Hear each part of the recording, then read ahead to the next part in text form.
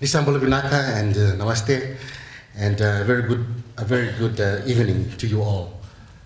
Foremost, on behalf of the Vice Chancellor, Professor Paul Alwalia, the senior management team, and the staff and students of USP, I would like to warmly welcome you all to this event. I'm Chitavono Leilai, the Deputy Vice Chancellor in charge of education. It is indeed, as the chaplain Penny mentioned, today is an historical event, and in the sense that we are remembering an historical and a great Fijian statesman, Ratu Sukuna, a beloved son of Fiji, who is the forerunner of the post-independence leadership of Fiji, and we are doing so through another incredible son of Fiji, the distinguished Professor Stephen Ratuva. Disambul benak na turang kita meramat bintenya buat turang eviti. Namaste, salam hokalium. I would like to first of all acknowledge the existence here, or the presence here rather, of the Deputy Prime Minister. Thanks very much for coming, and a former minister as well. And all of you who are here, the staff and students of the university, and last but not least, the Ministry of Toki Affairs, whose organization and whose invitation allowed me to be here.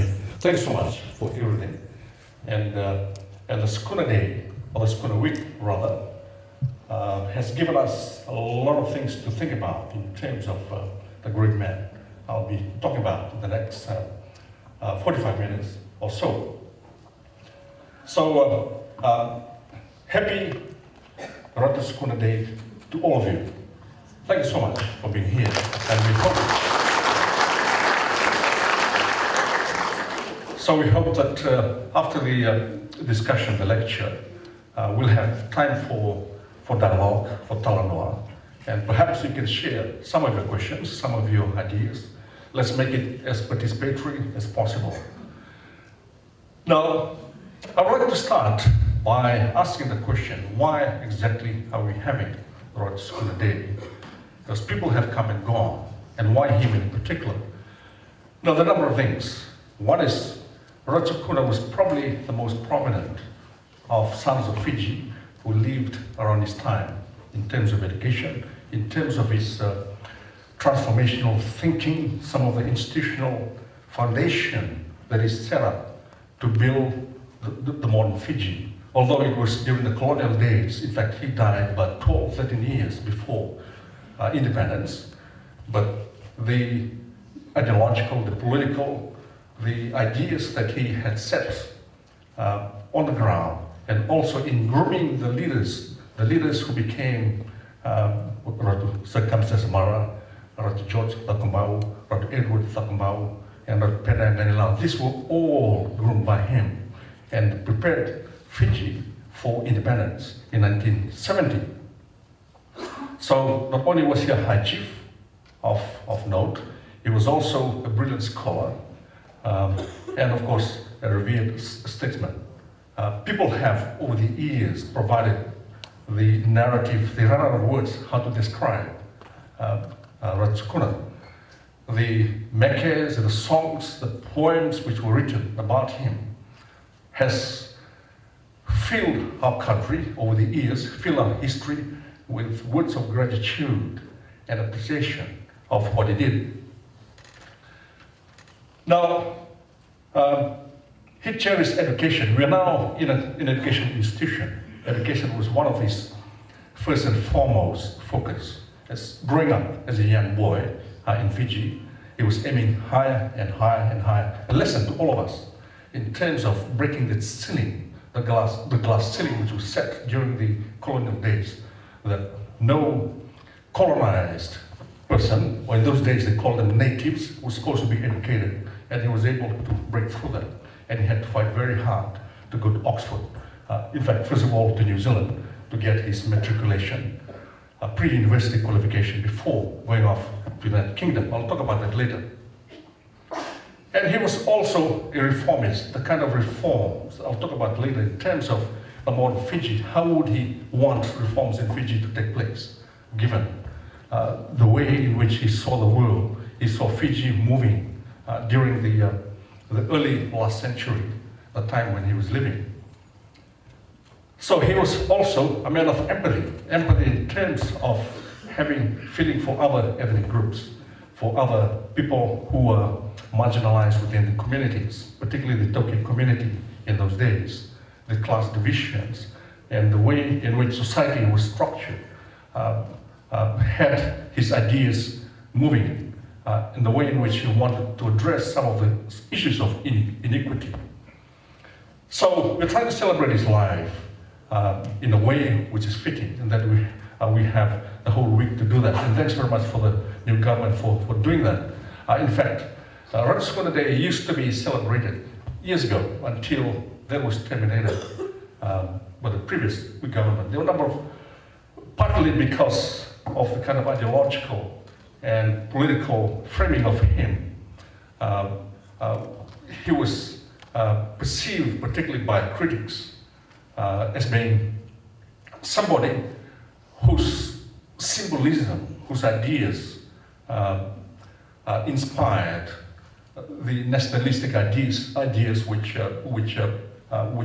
would have led to some of the issues in the past, in Fiji in 1987 and 2000. I'll look at later how some of these ideas are probably misconceived.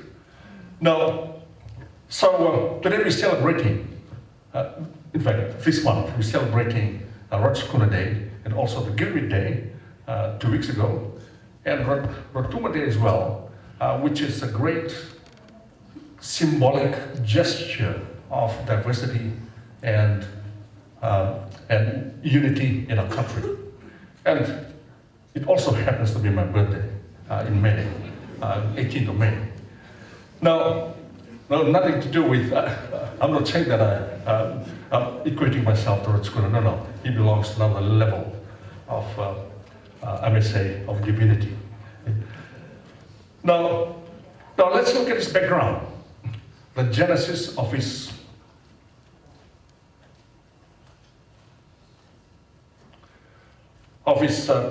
if you like, genealogical ties and growing up. What was he like? Now, he was born on the 22nd of April in 1888, and then he died in May, 30th of May, 1958. Now, 1888, to put things in context in Fiji, was a very significant time. That was when a lot of changes were taking place, the codification of land owning system. There used to be diverse ways of land ownership and use in Fiji. So they brought them all together under the, if you like, the Matangali system that we have now. And land was codified, and every Matangali had associated with their group was land and titles as well. So that was the time when things were happening around the moment he was born. So he was born into a chiefly family on Bau. His father, Choni Mandrawiwi, was the son of the Bau noble and rebel leader, Ratumara Kapewai. Ratumara Kapewai was a very colorful, when you read about his history, very colorful person. And the political dynamics in Fiji in those days, particularly those associated with Bau, they refer to the term Verawaka Bau nowadays, was quite interesting in terms of the power struggle between the different chiefs and so forth. Now, Ratu Mandrawiwi, himself, the father, he was part of the civil service, the colonial civil service, and he rose through the ranks pretty fast. And that helped a lot in terms of making connections within the civil service and with the colonial government to allow for Ratu Sukuna to move ahead with his education. Now, his mother, Andilitiana Maopa, was the sister of the Tunayau, Ratu Alfredi Finau Ulukalala, who was the high chief of Lau in those days. And Ratu Alfredi was the father of Ratu Tevita Ulakema, who was the father of Ratu Sir Mara. So we have the lineage of chiefs within Lakema and connected to the Bao lineage. So that gave Ratu Sukuna a lot in terms of his chiefly status between the two chiefly households. Now, although he was not, again, it's a long story, I don't want to dwell on that too much, not actually given a title in Bao itself, but he was eventually made the Tui Lau in 1938, Tui Lau, which is a title was originally made for Mafu, who was the Tongan royalty in Fiji, who was supposed to be the Tongan protector in Fiji. This is the official title they gave him. And the Tui Lau was supposed to be associated with it. Now let's look at the constellation of the young mind. Now, I use the word constellation deliberately. Now, when our ancestors were sailing across the Pacific years and years ago in search of islands, the constellation of stars were the main ways in which they could navigate. So not only in terms of the connection between stars, but also the connection between stars and people, and the land, and the fish, and the trees. So within the thinking, the indigenous Fijian thinking of constellation, the connections between all these things was very much the way Ratu Sukuna himself saw the world, and how he was able to make connections between the different, not so much stars, but people. And the people, the land, the people, and the different groups within Fiji. And I'll talk about it later in relation to the way in which he worked very hard to put together institutions in relation to that, if you like, constellation. Now, so growing up, Ratu Sukuna was introduced despite perceptions, particularly one of the reasons why, as I mentioned earlier, why the Ratu Sukuna Day was cancelled was because of what was perceived to be his association with Fijian, with Tauke and the nationalism. Now that was not really true when you look at the historical context in which he grew. He was exposed to diverse cultures at a very early age. He started his formal education at the Wairuku Indian School in Ra, which was founded in 1898. 1898 is quite a distance away historically, by Pandit Badri Maharaj. He later served from 1917 to 1929 as the first Indo-Fijian member of Fiji's Legislative Council, which is now the Parliament. So that early connection with an Indian school context and the way that he was able to get himself assimilated into a multicultural context was something which also shaped his life in later years. Now, one of his teachers at the school was the Reverend Charles Andrew. He was Oxford educated, an Anglican clergyman, and Oxford and the Anglican Church, these were two pillars of the colonial empire in those days. And the idea of education, the idea of progress was associated with the link between these two. And the Anglican Church, of course, is the official church of England. Head of the Anglican Church is the Queen of, well, no longer the Queen, is the King of England.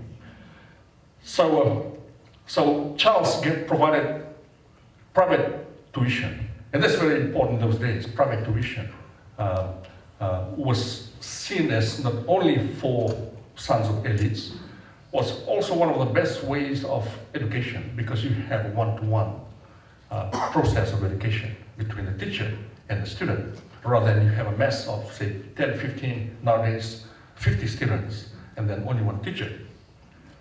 Now, and then one of the things that he developed pretty early and pretty fast was his command of the English language. I've been coming to Fiji over the years, since my days. The kind of English spoken on the radio waves by university students has changed significantly since our days. But that's quite common everywhere in the world. So Ratu Sukuna was able to speak, and one of the Darius Carr wrote that when Ratu Sukuna spoke, it was no different from the royalties the House of Law. I don't want to imitate it here. I'll get it wrong. I used to, when I used to be drunk in Britain as a student. And that, in many ways, not only shaped his thinking, the way he was able to articulate himself so well that he earned the respect of the Europeans, well, of the British, particularly the colonial officials. And then, of course, later when he went to Britain to study. Now, and then he went over to Wanganui College in New Zealand. Some of you who are familiar with New Zealand, Wanganui College is not as popular as before. In those days, it was probably one of the top 3 or 4 schools in New Zealand. They were owned by the Anglican Church, and they were supposed to be for the children of the elites in those days. So it was a boarding school as well as a boys' school. It was only in the 1990s it became co-educational, and a number of our Fijian chiefs also went there as well. Now, that's when he began to discover and articulate his brilliance in different things, not only in relation to being a very bright student. In fact, he passed his matriculation, which is the matriculation is the exam that you sit before you go to university. And he was also a strong debater. He remained a great debater in the legislative council over the years, and played rugby and cricket, and became the Wanganui College boxing champion. He was a boxer as well. He was a rugby player. He was virtually everything. And then I'll talk to you later about some of the lessons we can learn from those multiple skills that he was able to exhibit in his student days. Now, very similar to some of the students I know in New Zealand, he ran out of money. And nowadays, you can actually work if you're a student. You do a PhD. I have about 20 PhDs in my institute. And they all work. I give them work as well. They also have work, outside the university. The visa or the permit, student permit, allows them to do that. So because of the financial problems, so he decided to come back to Fiji. And then he went through the civil service pretty fast, pretty quickly, because of his, he has matriculated. And also of his command of the language. And the language goes not only, language is not something that you speak. Language is connected with culture, it's connected with knowledge systems, connected with your relationship with structures and people as well. So he was able to go through the civil service pretty fast and became a chief translator for the government. To become chief translator for the government in those days was quite a significant thing. So he became, and then he went to a bit of academia, a little bit, like some of us. In 1909, he became the assistant master of the Lau Provincial Council. That was the beginning of his educational career, I suppose. And then at the age of 21, he was the visiting examiner at the Queen Victoria School. He was the very first local for that position, and also at the Levuka Public School. Now, so this switch from being a student to being, if you like, being an educational administrator, educationist, was a turning point in his life in a number of ways. He began to look outwards. He began to look at the future in terms of further studies, to do a degree at some point. No Toke in those days had a university degree. So he would have seen that and saw that at some point we will have to move out of where we are and then move forward with our education.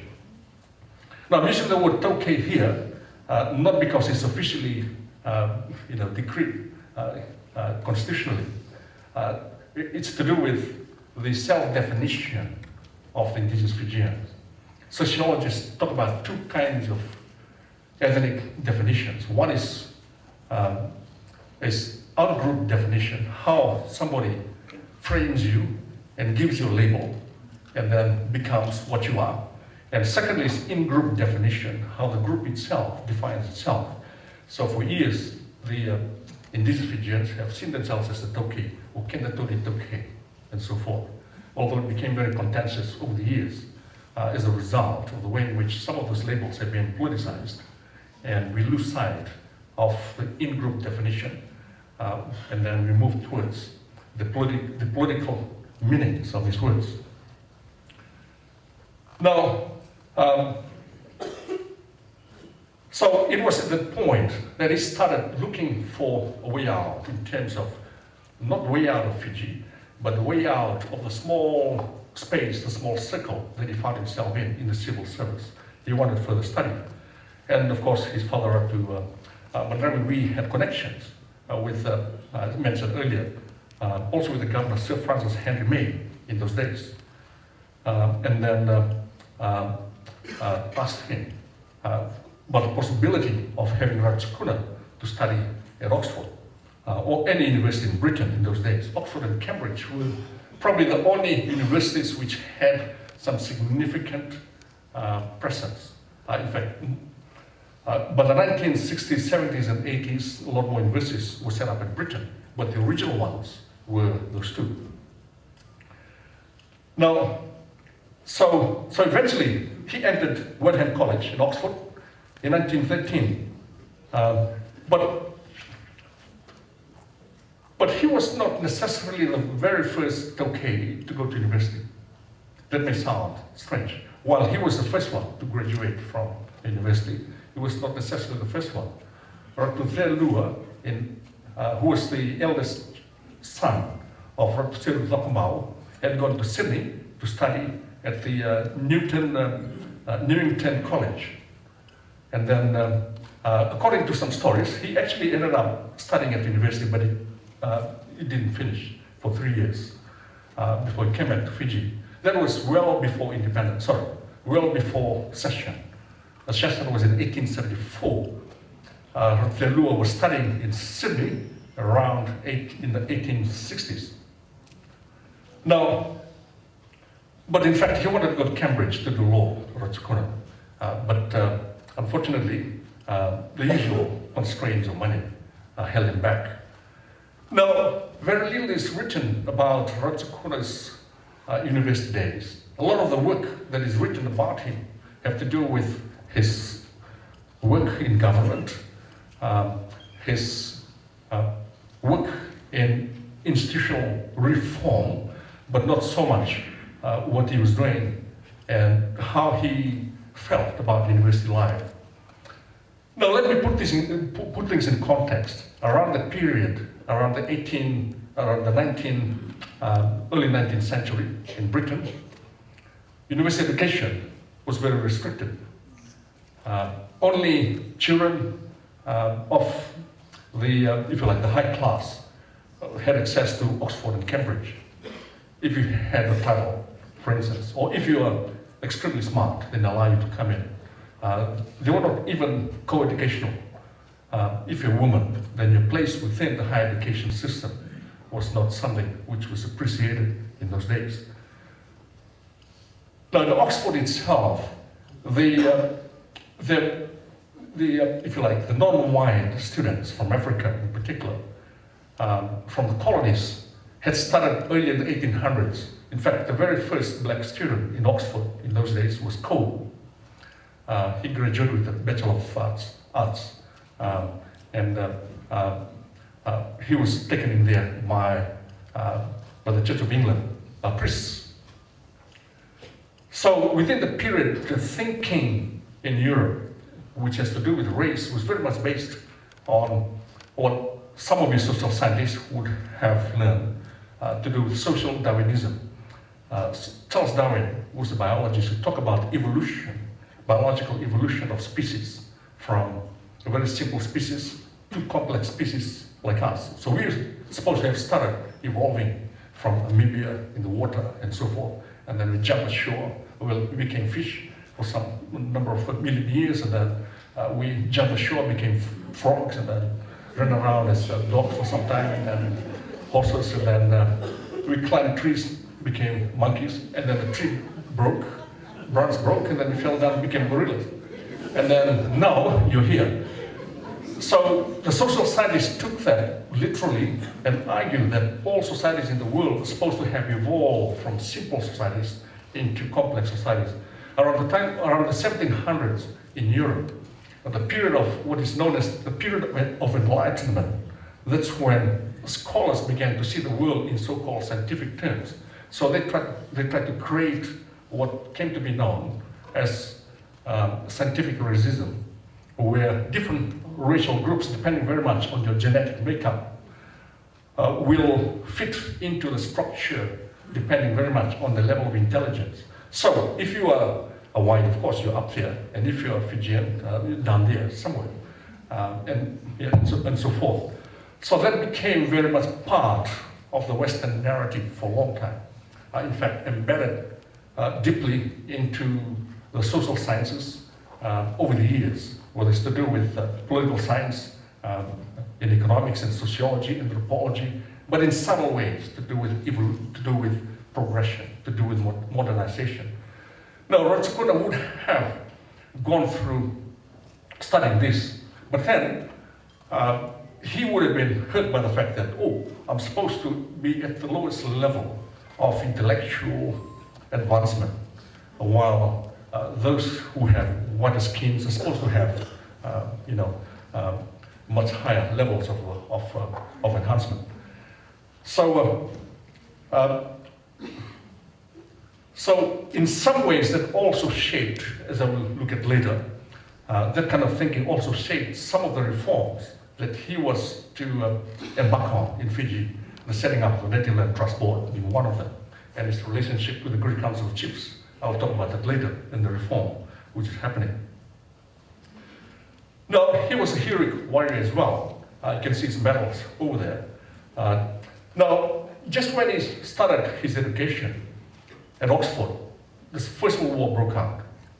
And so everybody, the universities, the corporations, the civil service, the able-bodied men will join the army.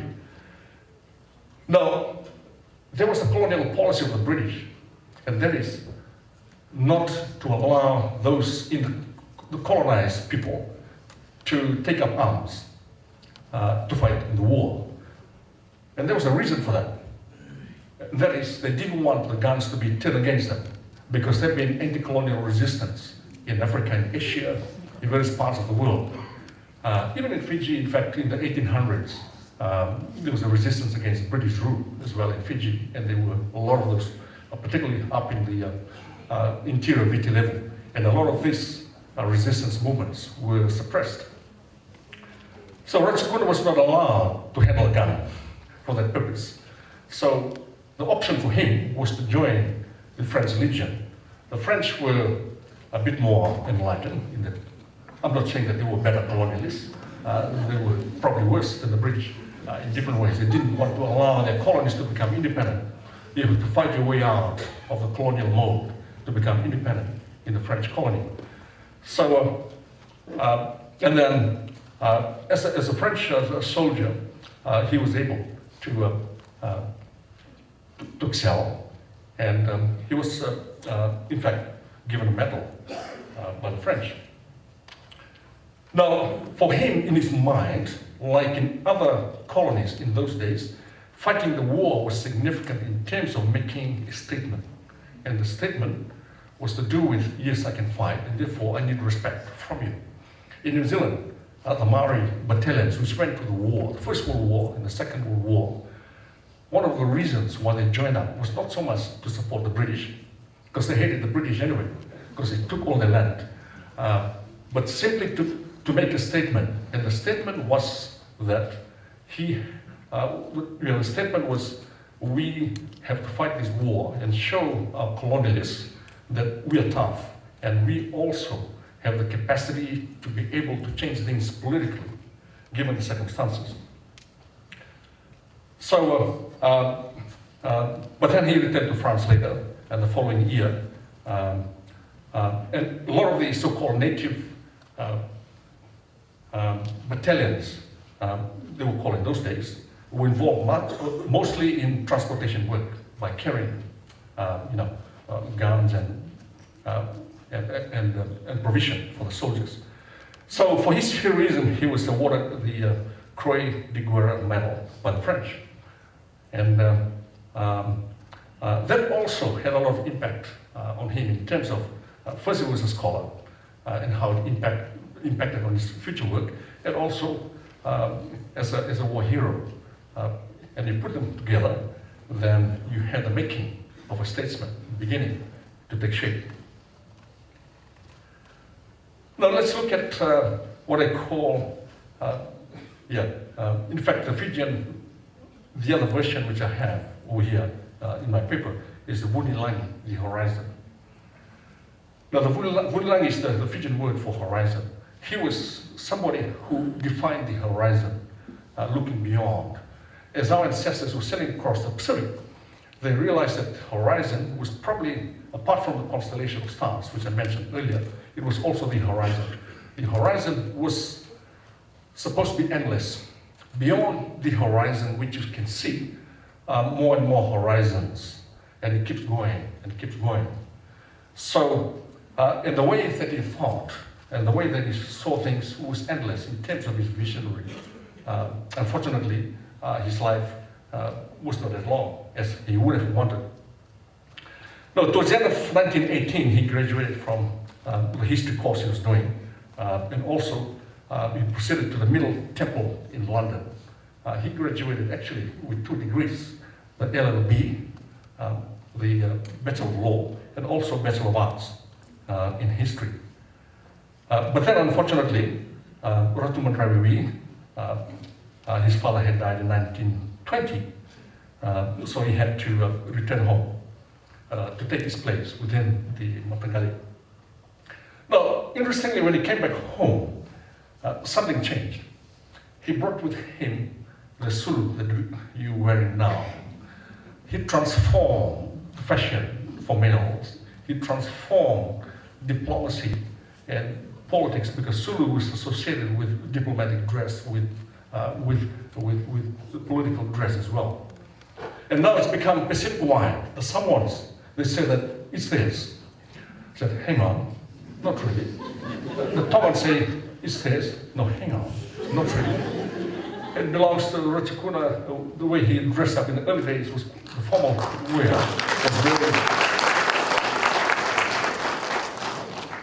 And without people realizing, he had single-handedly transformed fashion in Fiji in a significant way. When I came in yesterday, I tried to run around looking for sulu to wear, and I realized that none matched my coat. And then when I came in, when my mother passed away, I went to buy a sulu, and then I quickly got it.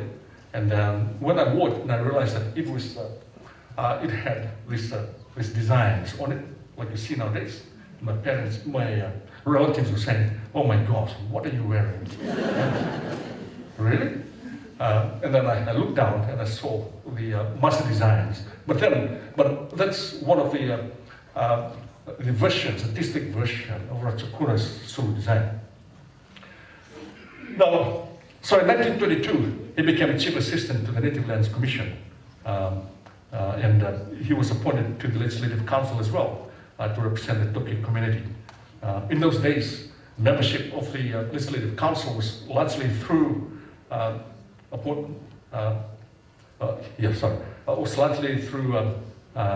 appointments. Nowadays we have elections, as we found out. Now, and he also attended the coronation of King George the Sixth and Queen Elizabeth in London, not Queen Elizabeth II, but the wife of King George the Sixth in 1937. Now, one of the things which made Ratu Sukuna very, very significant was the fact that he was able to travel from village to village while he was a civil servant, talking to villagers. Now, this was symbolic and very significant in a number of ways. as I will talk about that later. I was just thinking about it, because if you're an academic, one of the ways in which Pacific scholarship, Pacific research methodology is now being redefined is the way in which you engage with communities face to face, and you reframe your methodology to suit the cultural circumstances and the context within which you do your research. Now, he was actually the very first to do it. He was actually the very first one to go to the village, sit with them over cover. Oh, sorry, that's in New Zealand, over Yangona, and engage with them in heart-to-heart discussions about the future of Fiji and their problems, something which not many politicians now do. Now, and all the reforms that he was able to bring about was through the collection of knowledge, the collection of information, through that grassroots engagement at the village level. He was able, he traveled across the rivers on horseback around Viti level. He traveled to the islands, Kandavu, Lau, Viti level, everywhere, at a time when no one was doing those things. Now, and of course, the Second World War started in 1940, 1939, and then by 1942 he had started recruitment of Fijian soldiers to join the army. Now, by the Second World War, the British had seen the light, and they trusted that if you give these guns to these colonized people, then perhaps they won't pull the trigger. They will shoot either the Japanese or the Nazis in Germany. So they allowed the Fijian battalion to go and fight in the Solomon Islands. And Ratu Sukuna was very much instrumental in putting those battalions together, was very much instrumental in ensuring that, that they actually went out to fight. And behind, in the subconscious mind of Ratu Sukuna, like I mentioned earlier, getting them to go and fight is not just to win the war, but also to win their claim to legitimacy as a group of people, to win their claim in the modern state system, which was very, very significant. And a lot of the colonized people in the world, they used participation in the war as a means of doing that. Like I said earlier, the Maoris have been, were trying to do that as well as the Fijians too. Now, one of Ratu Sukuna's greatest achievement was his role in the establishment of the Native Land Trust Board, now the Toki Trust Board, way back in 1940. Now, that became a bit contentious up until now for a number of reasons. One was that it meant that you have to set up an institution which will then look after and administer the Toki land. There was a resistance from a lot of people in the community, a lot of the landowners. And the perception was that we're losing our land to this foreign institution called the Native Land Trust Board.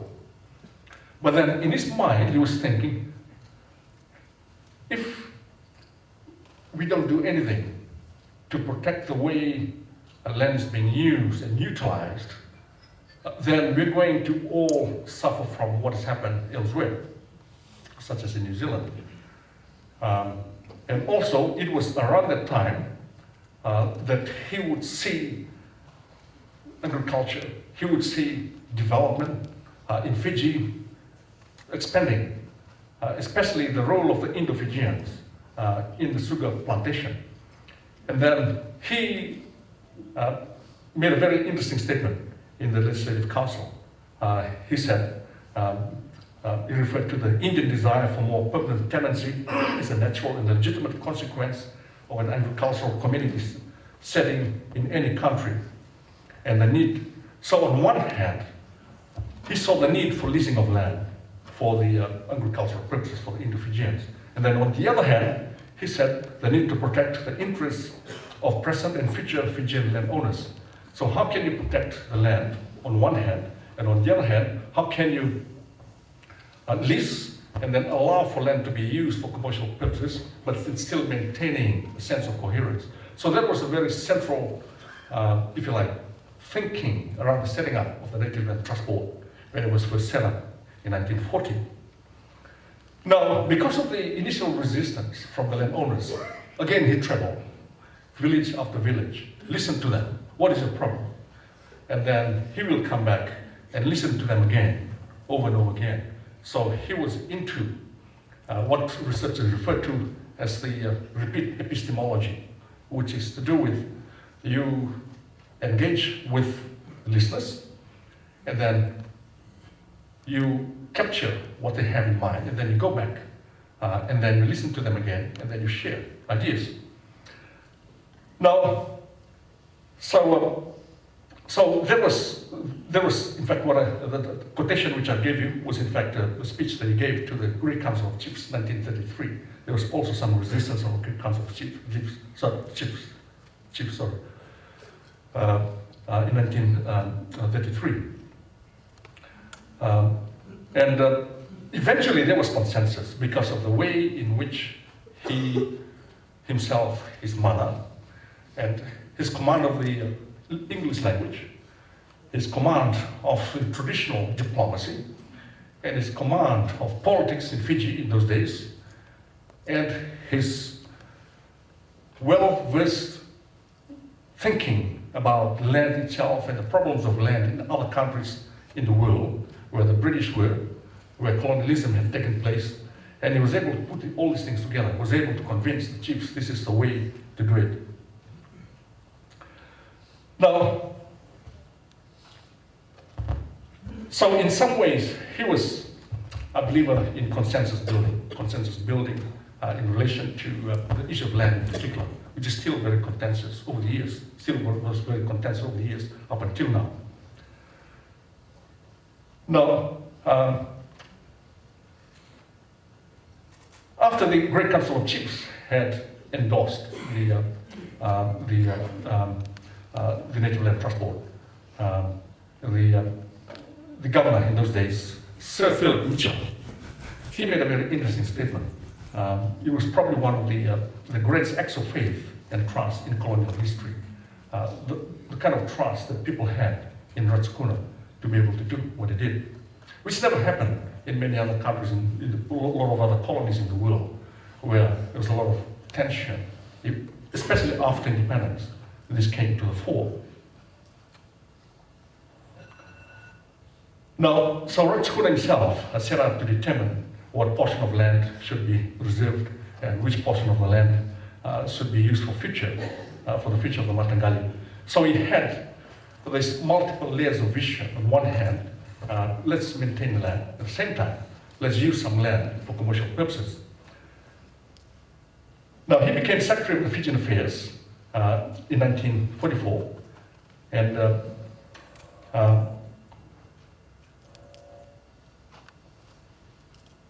then around the same period, his role in global politics became recognized.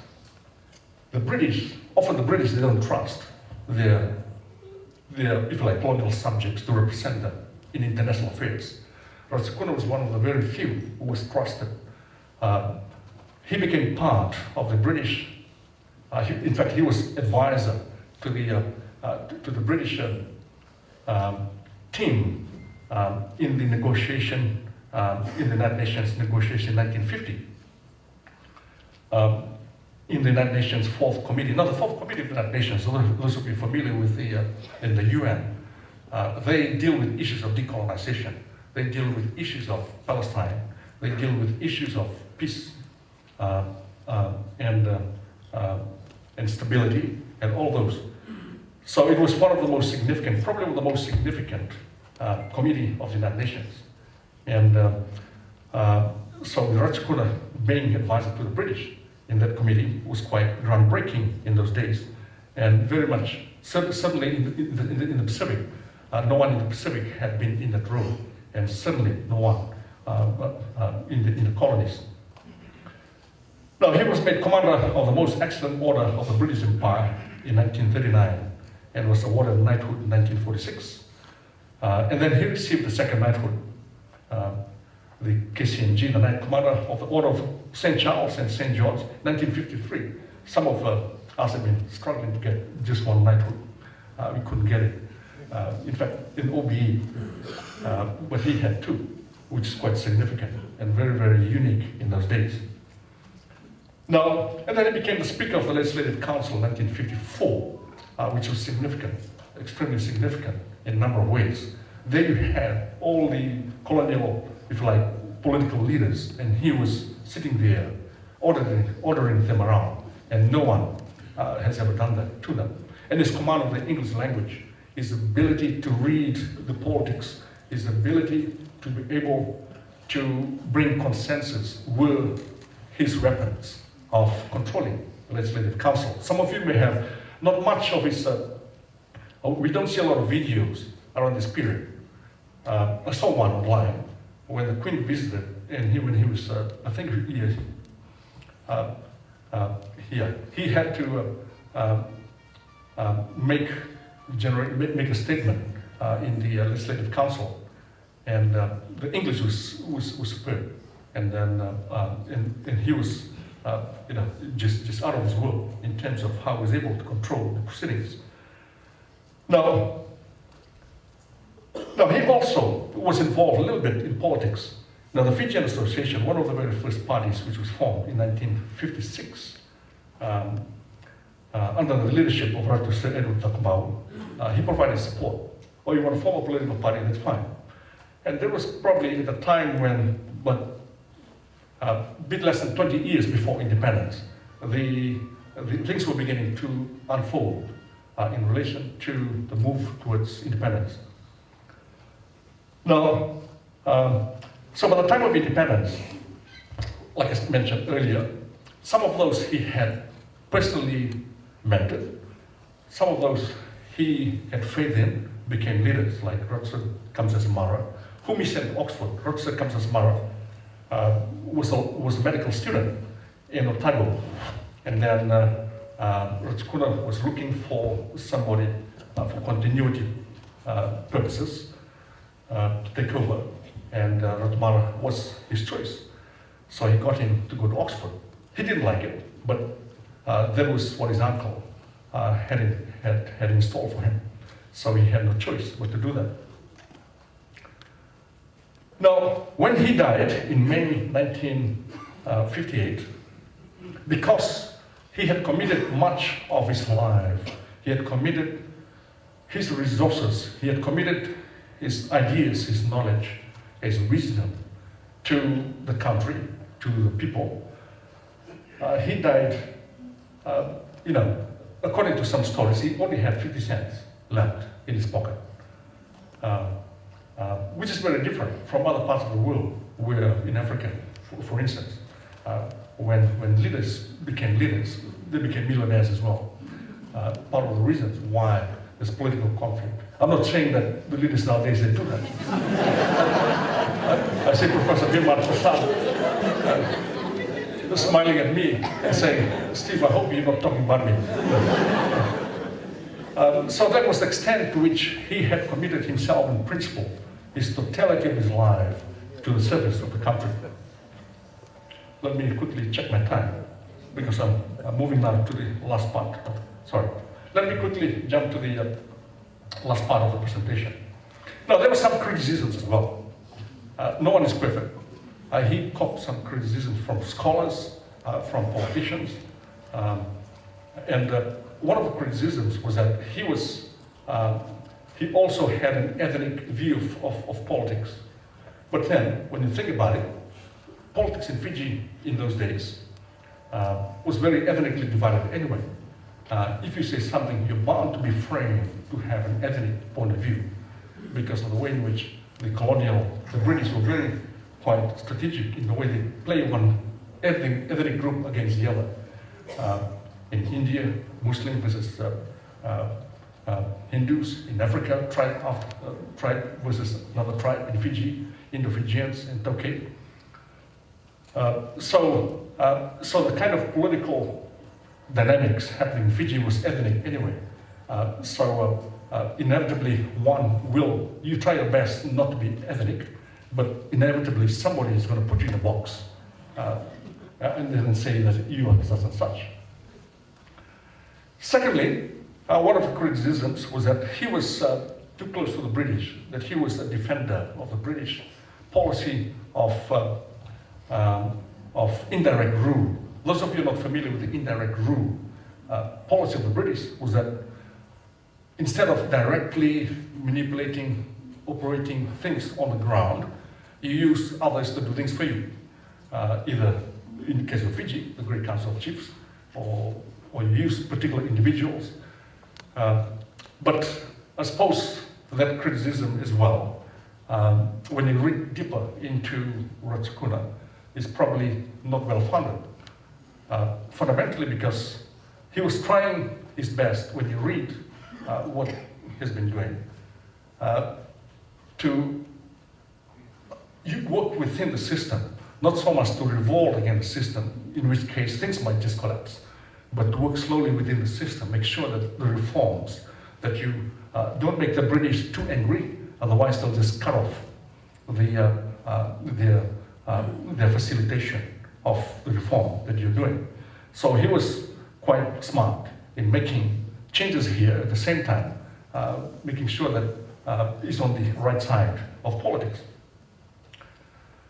Now, the third criticism that he caught, particularly by some scholars, was that he was the defender of the protectionist policies. The protectionist policy, which started off with first Governor Gordon, actually locked the Tokeis into villages, and by the time the liberal reform had taken place to allow the Tokeis to become much more educated, going to commerce, they found themselves behind in everything, education, in commerce, in other things. And that led to a lot of grievances, which then, those grievances, then translated into, some of the political instability in later life in Fiji. Now, but I think, again, if you look deeply at his protectionist policies, was not so much. I mean, there are a number of layers to it. One was that he was committed to the idea that the Tokay should not be overwhelmed by the Western culture, overwhelmed by the big entrepreneurs coming in to take the land. And therefore, you have to have a protectionist policy in place just to make sure that they don't fall into the same path as what's happening in New Zealand, for instance. Now, the last part of my discussion has to do with some of the reflective lessons. What are some of the lessons we can learn from Ratu Sukuna? Now, Ratu Sukuna, he was a reformist, institutional reformist. He was a political reformist. He would have liked, he would have been happy to see reforms take place. The Great Council of Chiefs, for instance, is now being reviewed. Because the Great Council of Chiefs has not, there have been some changes over the years, but not significant enough. So there's probably a great opportunity for that to happen with a team, a very well qualified team going around Fiji, collecting information, collecting data, and collecting the views of people and how the GCC can be reformed to be more relevant to the modern day. So he would have really be happy to see the process going on. He would also be probably a bit disappointed to see that the Native Land Trust Board has not been reformed yet. When they put together the Native Land Trust Board in 1940, it was on the assumption that at some point it was going to be temporary. At some point it was going to go through another reform to meet up with the challenges of the time. And one of the biggest challenges for the Tokay landowners now has to do with how to use the land, how to generate income from the land, how to make sure that the resources in the land are fully utilized, something which the Native Land Trust Board has never done. They only administer leases. I remember meeting the general manager of the Native Land Trust Board some years back. Then I asked him, what did you put together? No, I actually mentioned to him. He was my former student. So I had the guts to tell him what to do. Why don't you set up a land innovation unit within the Native Land Trust Board to specifically look at how you can introduce land innovation and use and within the Fijian community. A lot of the land is unused, and a lot of the Toke farmers don't have the skills to be able to transform their land. All they've been told by government after government over the years is use your land. Now they won't be able to unless you facilitate that process in terms of a structure of land use, for instance. I remember writing some time ago that what they can do is to have mobile agricultural innovation units going from village to village all over the place, and then visiting, teaching them land innovation from different levels. And then of course create the market later. So Ratu Sukuna would have been thinking that way as a reformist. He was thinking of marketization of land to the extent that you don't lose the land, and being part of the bigger global economy. But that not much has happened since he put together the Native Land Trust Board, and it's probably something which the new government can be looking at in terms of reforming the ILTB. The second issue has to do with inequality, equity, and inclusion for Itoke into the economy. He would probably have been very, very disappointed that we haven't really done much over the years about some of those. He worked very hard to try to address the issue of well-being of the Itoke people. But given the circumstances, he could only do much. Now, the figures which has been batted around is that about something like 75% of the poverty in Fiji are Toke, which is quite a significant figure indeed. I had an interview this morning with one of the newspapers in the city. One of the things I said is that the problem of one ethnic group, such as poverty, becomes a problem of another.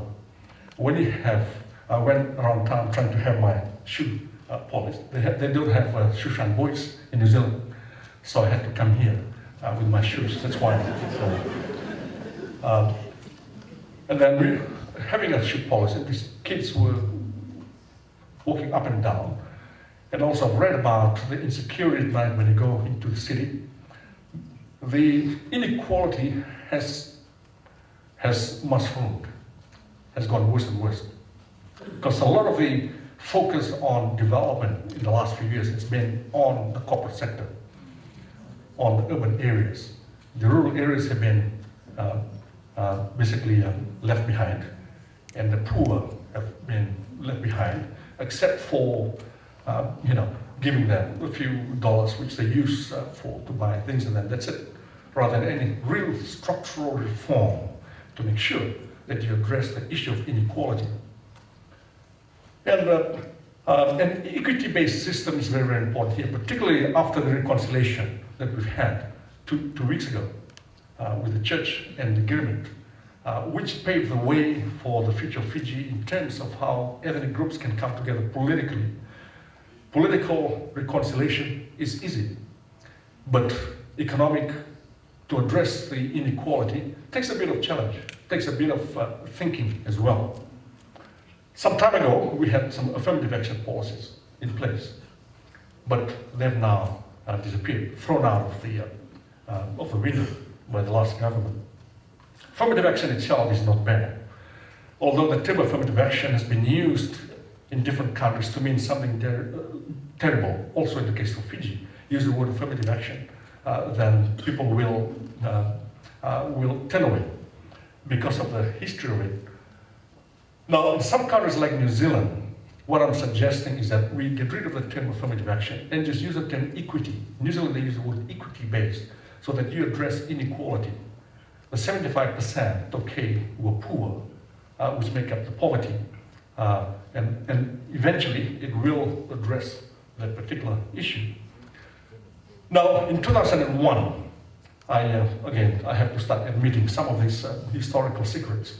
I put together the affirmative action plan They asked me to do it, okay. But the framework was very equity-based. I worked out an equity index for different ethnic groups, particularly the Tokay and other ethnic groups. In education, it was almost equal. But in the corporate sector, it was 1 to 8. Yeah, it was just too much, really. And then other sectors as well. So the idea was that you have to address those inequities with policies which make sense and which does not step on other people's toes, other ethnic groups in particular. One of the problems with the affirmative action in Fiji over the years was that of state and political capture. So what they did with that affirmative action was that they took it and used it for political purposes, to buy votes, rather than to address the plight of the ordinary poor Fijian Tokays. Now, so there has to be a shift in the way we frame it from entitlement. It was very much based on entitlement, that I am Tokay, so therefore I need affirmative action. Rather, so shift from that to equity, because not all Tokays will need it, but the poor within the Tokay community will need that. Probably the most significant and the most workable and the most beneficial affirmative action in Fiji has been in the area of education. I've written a lot about affirmative action in South Africa, in Malaysia. What we did in Fiji was to copy the Malaysian model. South Africa did the same thing. Mandela went to South Africa and said, oh, I want this. But then the problem was the Malaysian model was not perfect. It led to a lot of corruption. And that was the model which was taken to one of the reasons why Zuma, the president of South Africa, went to jail was because of this idea of entitlement, that the leaders, that indigenous leaders, the idea is that indigenous leaders are entitled to affirmative action on behalf of the poor in their own country.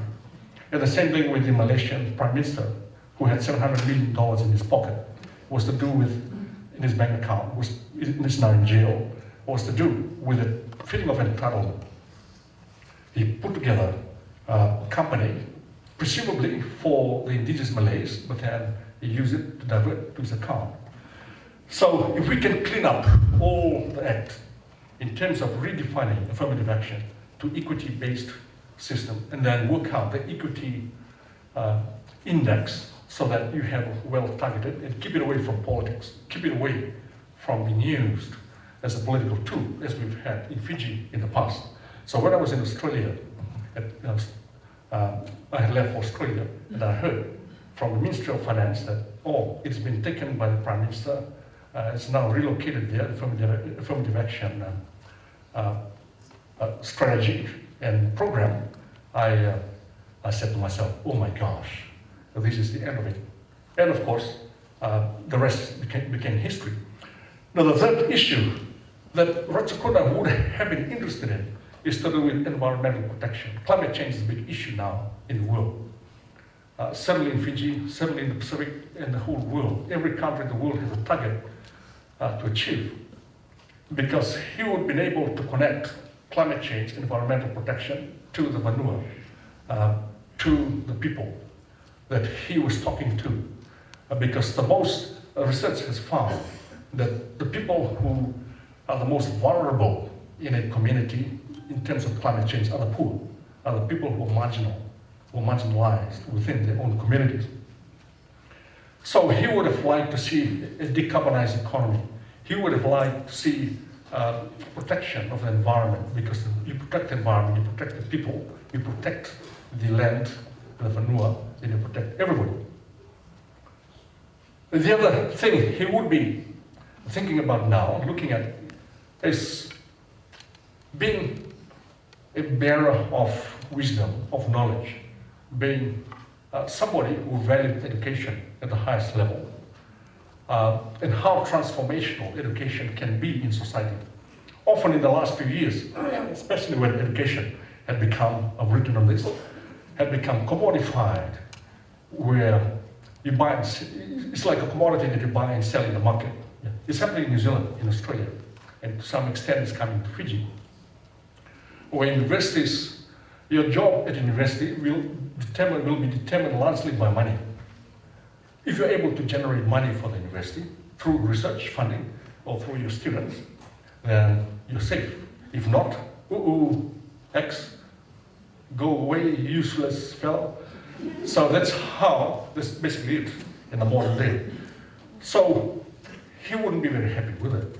He would have seen the value of education in terms of social transformation. Education is not for sale. Education is for the purpose of transforming lives, transforming people, being able to give people a sense of meaning, a sense of purpose in life.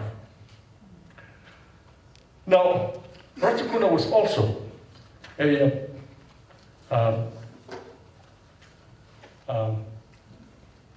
peacemaker. He was able to reconcile. He was able to transcend the divide. In his early, like I mentioned earlier, he went to Indo-Fijian school. His very first inroad into education. And he developed that cross-cultural, he developed that thinking about Fiji belonged to everybody. So he would have been happy to see the Gilmit Day taking place. He would have been happy to see reconciliation taking place. He would have been happy to see the move towards not only reforming the Great Council of Chiefs, in fact, some of the narratives coming out at the moment is how the Great Council of Chiefs can be used across and to include other ethnic groups as well, in terms of the way it operates, in terms of the Great Council of Chiefs becoming the supreme body for everybody in other all the other ethnic groups in Fiji. So he would have been happy to see anything which would lead to peaceful Fiji. Now I've already talked about the Gilmit Day and how he would be happy to see that as a way in which multiculturalism will work in the country. Now, last but not least, is all the time he became a brand name, not only in Fiji. So he was the very first to create the Fiji brand. I remember 4 or 5 years ago, I was invited by the Fijian community in Auckland to go and give a speech during the Fiji Day celebration. And the focus of my speech was the Fiji brand.